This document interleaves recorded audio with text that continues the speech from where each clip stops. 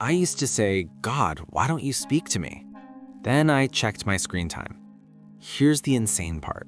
Most people spend over 7 hours a day staring at a screen, and then we wonder why God feels quiet. That's the problem. Not that God stopped speaking, but that life never shuts up. Because God doesn't compete with noise. He waits for attention. Let me walk you through 5 moments God speaks the loudest in your day and why they usually feel ordinary, inconvenient, or chaotic. One of these is already happening to you. Don't blink. Number 1, the moment you're worn down, not fired up. I thought God spoke when I felt spiritual, focused, disciplined, on my best behavior, but Scripture wrecked that idea. My grace is sufficient for you, for my power is made perfect in weakness. 2 Corinthians 12:9. God doesn't wait for my strength. He enters my exhaustion. When I'm tired of trying, tired of pretending, tired of holding it together, that's when the noise drops. That's when pride loosens its grip. That's when I finally listen. If you're exhausted right now, not lazy, not unmotivated, just empty, that might be the exact moment God is speaking. And that leads directly to the next moment I used to fight. The interruption that feels like chaos. That delay you didn't plan for, that phone call that shifts your mood, that door that slams shut with no explanation. I used to call those bad days. Now I call them divine edits. The steps of a good man are ordered by the Lord. Psalm 37:23. Sometimes God doesn't whisper instructions, He rearranges the schedule. What feels like chaos might actually be protection. Pause for a second.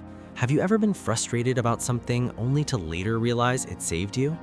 If yes, drop a "that was God" in the comments. Someone else needs to see that. Which brings me to the moment that's easy to miss because it's so subtle. The quiet nudge you almost ignore. It doesn't shout, it doesn't beg, it doesn't explain itself. It just says, don't say that. Go check on them.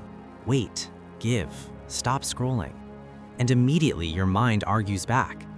But Scripture says, your ears will hear a voice behind you saying, this is the way, walk in it.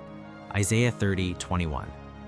God's voice often sounds like clarity before fear talks you out of it. If something came to mind just now, don't dismiss it as random. That's not coincidence, that's communication. And speaking of discomfort, this next one stings a little. The moment you feel convicted, not comfortable. Conviction isn't cozy, but it's kind. Condemnation says you're done. Conviction says come back. Jesus said the Spirit would convict the world concerning sin and righteousness. John 16:8. If something keeps topping your conscience, not shaming you, not crushing you, but calling you higher, that's not guilt, that's guidance. God doesn't expose to embarrass, He exposes to heal. And this brings me to the moment most people avoid completely. The moment you're alone but undistracted. No podcast, no background noise, no phone in your hand, just stillness.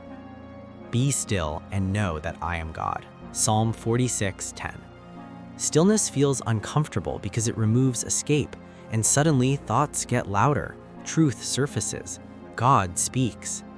We keep asking Him to speak while filling every silent gap with noise.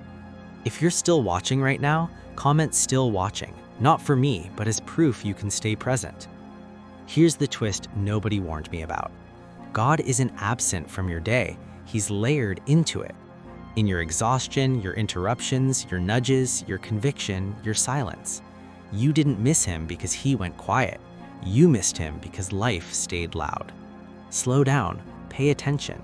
He's already speaking. Follow if you want to stop missing Him.